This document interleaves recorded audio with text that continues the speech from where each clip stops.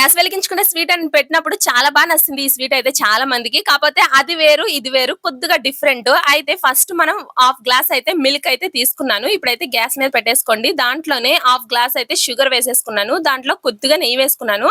ఈ మొత్తం బాగా కరిగిపోయిన తర్వాత 1 గ్లాస్ అయితే మిల్క్ పౌడర్ కూడా వేసేయాలి. ఇలాగా కలిపేసిన తర్వాత అందులోని యాలకుల పౌడర్ కొద్దిగా వేసేసుకోండి. ఇది మొత్తం మిక్స్ అయిన తర్వాత డ్రై కోకోనట్ వచ్చేమో నేను హాఫ్ గ్లాస్ తీసుకున్నాను. తర్వాత ఇంకా సరిపోలేదని ఇంకొద్దిగా వేసుకున్నా. అంటే 3/4 గ్లాస్ తీసుకుంటే కరెక్ట్ గా సరిపోద్ది. ఇలా కలిపేసి పక్కకు పెట్టేసుకోండి. ఇప్పుడు కడాయిలో కొద్దిగా నెయ్యి వేసుకొని డ్రై ఫ్రూట్స్ అన్ని వేసేసి బాగా ఫ్రై చేసేయండి.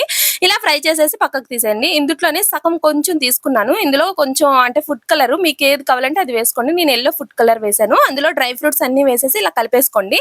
ఇందాక మిగిలిన భాగం మొత్తం అందులోని మధ్యలో పెట్టుకోవాలి. ఇక్కడ చూస్తున్నట్టుగా ఇలా చేసేసి మధ్యలో పెట్టేసి బాల్ షేప్ లో చేసుకున్నాను.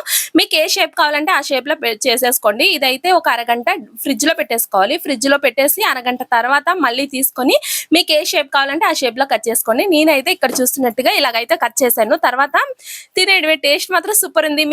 మీకు ఎలా అనిపించింది ఈ వీడియో నచ్చితే లైక్ చేయండి, సబ్స్క్రైబ్. Okay by.